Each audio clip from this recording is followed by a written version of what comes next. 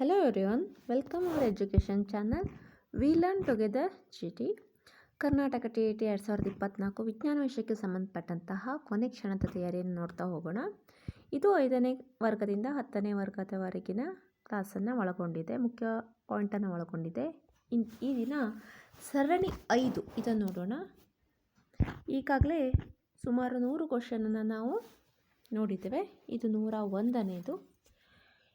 ಈ ಪಾಯಿಂಟ್ಸ್ಗಳು ನೋಡೋಕ್ಕಿಂತ ಮುಂಚೆ ನೀವು ನಮ್ಮ ಚಾನಲ್ಗೆ ಸಬ್ಸ್ಕ್ರೈಬ್ ಆಗಿದ್ದರೆ ಸಬ್ಸ್ಕ್ರೈಬ್ ಆಗಿ ಹಾಗೂ ಬೆಲ್ ಐಕನನ್ನು ಪ್ರೆಸ್ ಮಾಡೋದ್ರ ಮೂಲಕ ಚಾನಲ್ಗೆ ನೋಟಿಫೈ ಆಗಿ ಇರಿ. ಮೊದಲನೇದು, ಸ್ಕರ್ವಿ ರೋಗವು ಯಾವ ವಿಟಮಿನ್ ಕೊರತೆಯಿಂದ ಉಂಟಾಗುವುದು ಹೇಳಿ. ಇದು ವಿಟಮಿನ್ ಸಿಯಿಂದ ಉಂಟಾಗುತ್ತೆ.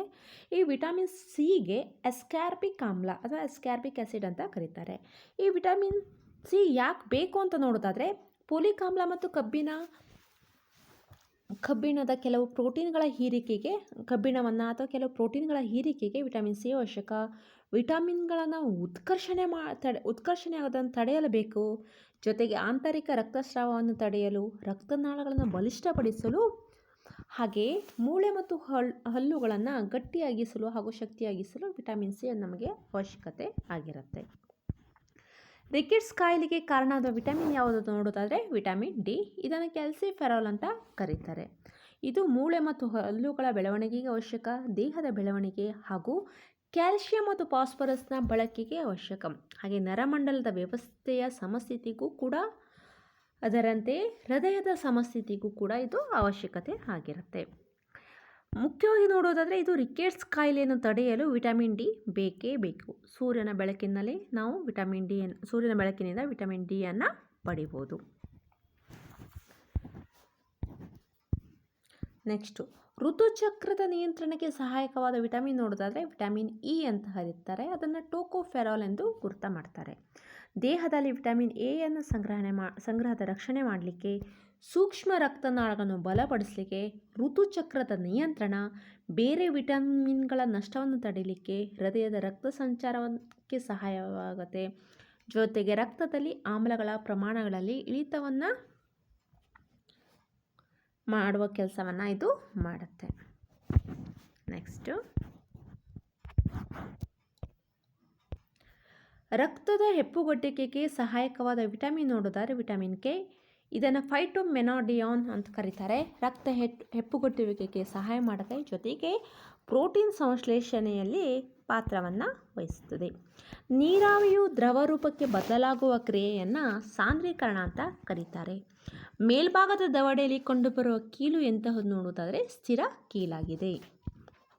ಮೀನಿನ ಈಜುವಿಕೆಯ ಕಾರ್ಯ ನೋಡೋದಾದರೆ ಈಜುವಾಗ ದೇಹದ ಸಮತೋಲನ ಮತ್ತು ದಿಕ್ಕನ್ನು ಕಾಪಾಡಲಿಕ್ಕೆ ಸಹಾಯಕ ಮಾಡುತ್ತೆ. ಪಾಪಸ್ ಕಳ್ಳಿಯಲ್ಲಿ ದ್ಯುತಿ ಸಂಶ್ಲೇಷಣೆ ನಡೆಯುವ ಭಾಗ ಕಾಂಡವಾಗಿದೆ. ಪರ್ವತ ಪ್ರದೇಶದಲ್ಲಿ ಮರಗಳ ಎಲೆಗಳು ಸೂಜಿಯಾಕಾರದಲ್ಲಿ ಕಂಡುಬರ್ತವೆ. ಡಾಲ್ಫಿನ್ ಮತ್ತು ತಿಮಿಂಗಲಗಳು ನಾಸ್ಟ್ರಿಲ್ ಮತ್ತು ಊದು ರಂಧ್ರಗಳಿಂದ ಉಸಿರಾಟವನ್ನು ನಡೆಸುತ್ತೆ. ನುಡಿಸುವಾಗ ಗಿಟಾರ್ ತಂತಿಯ ಚಲನೆ ಯಾವ ರೀತಿ ಚಲನೆ ನೋಡೋದಾದರೆ ಅದು ಆವರ್ತಕ ಚಲನೆ ಆಗಿರುತ್ತೆ. ಇನ್ನು ಪ್ರತಿಫಲನ ಎಂದರೇನು? ಪ್ರತಿಫಲನ ಅಂದರೆ ದರ್ಪಣದ ಮೇಲೆ ಬೀಳುವ ಬೆಳಕನ್ನು ದರ್ಪಣವು ಅದರ ದಿಕ್ಕನ್ನು ಬದಲಾಯಿಸುವ ಪ್ರಕ್ರಿಯೆ. ಅದನ್ನು ಪ್ರತಿಫಲನ ಅಂತ ಕರೀತಾರೆ. ಬೆಳಕು ಪ್ರತಿಫಲನ ಕಿರಣ, ಇದು ಪತನ ಕಿರಣ, ಇದು ಪ್ರತಿಫಲನ ಕಿರಣ ಆಗಿರುತ್ತೆ. ಇದು ದರ್ಪಣದ ಸಮತಲ ಆಗಿರುತ್ತೆ. ಈ ಪತನ ಕಿರಣವು ತನ್ನ ದಿಕ್ಕನ್ನು ಬದಲಾಯಿಸುತ್ತೆ. ಈ ರೀತಿಯಾಗಿ ಬರಲ್ಲ, ತನ್ನ ದಿಕ್ಕನ್ನು ಬದಲಾಯಿಸುತ್ತೆ. ಈ ಪ್ರಕ್ರಿಯೆಯನ್ನು ಪ್ರತಿಫಲನ ಅಂತ ಕರೀತಾರೆ. ಒಮ್ಮೆ ಪತನ ಕಿರಣವು ಹಾದು ಹೋದರೆ ಅದನ್ನು ವಕ್ರೀಭವನ ಅಂತ ಕರೀತಾರೆ. ಅಂದರೆ ಒಂದು ಮಾಧ್ಯಮದಿಂದ ಇನ್ನೊಂದು ಮಾಧ್ಯಮಕ್ಕೆ ಹೋದರೆ ಅದರ ವೇಗ ಬದಲಾವಣೆ ಆಗುತ್ತೆ. ಅದನ್ನು ವಕ್ರೀಭವನ ಅಂತ ಕರೀತಾರೆ. ಇಲ್ಲಿ ಸಾಂದ್ರ ಮಾಧ್ಯಮದಿಂದ ವಿರಳ ಮಾಧ್ಯಮಕ್ಕೆ ಹೋಗ್ಬೋದು ಅಥವಾ ವಿರಳ ಮಾಧ್ಯಮದಿಂದ ಸಾಂದ್ರ ಮಾಧ್ಯಮಕ್ಕೆ ಹೋಗ್ಬೋದು. ಅದರಲ್ಲಿ ವಕ್ರೀಭವನ ಕಂಡುಬರುತ್ತೆ. ಆದರೆ ಪ್ರತಿಫಲನದಿಂದ ಯಾವ ಮಾಧ್ಯಮದಲ್ಲಿ ಹೋಗುತ್ತೋ ಅದೇ ಮಾಧ್ಯಮದಲ್ಲಿ ಬೆಳಕು ಹೊರಗೆ ಬರುತ್ತೆ, ಆದರೆ ತನ್ನ ದಿಕ್ಕನ್ನು ಬದಲಾಯಿಸುವುದರ ಮೂಲಕ. ಈ ನೆಕ್ಸ್ಟ್ ಕ್ವಶನ್ ನೋಡೋದಾದರೆ,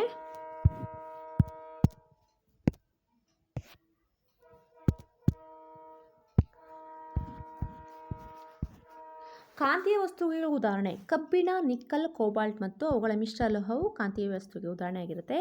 ಗಾಳಿಯ ಬಹುಪಾಲು ಭಾಗ ಆವರಿಸುವ ಅನಿಲ ನೈಟ್ರೋಜನ್. ಮೂಳೆಗಳು ಮೃದುವಾಗಲು ಮತ್ತು ಬಾಗುವಿಕೆಗೆ ಕಾರಣವಾದ ವಿಟಮಿನ್ ಕೊರತೆಯ ಲಕ್ಷಣ ಯಾವುದು ನೋಡುತ್ತಾರೆ? Vitamin D. ಸಂಶ್ಲೇಷಿತ ನಾರುಗಳಿಗೆ ಉದಾಹರಣೆ ನೈಲಾನ್, ಪಾಲಿಸ್ಟರ್ ಮತ್ತು ಅಕ್ರಿಲಿಕ್ಗಳು. ಸಮಾನಾಂತರ ಶಿರಾವಿನ್ಯಾಸ ಕಂಡುಬರುವುದು ಏಕದಳ ಧಾನ್ಯಗಳ ಸಸ್ಯಗಳ ಎಲೆಗಳಲ್ಲಿ. ತಾಯಿ ಬೇರುಗಳ ವ್ಯವಸ್ಥೆ ಕಂಡುಬರುವುದು ದ್ವಿದಳ ಧಾನ್ಯ ಸಸ್ಯಗಳಲ್ಲಿ. ಇನ್ನು ತಂತುರು ಬೇರುಗಳು ಏಕದಳ ಧಾನ್ಯ ಸಸ್ಯಗಳಲ್ಲಿ ಕಂಡುಬರ್ತವೆ. ಹೂವಿನ ಗಂಡು ಸಂತಾನೋತ್ಪತ್ತಿಯ ಭಾಗ ನೋಡೋದಾದರೆ ಕೇಸರಗಳು.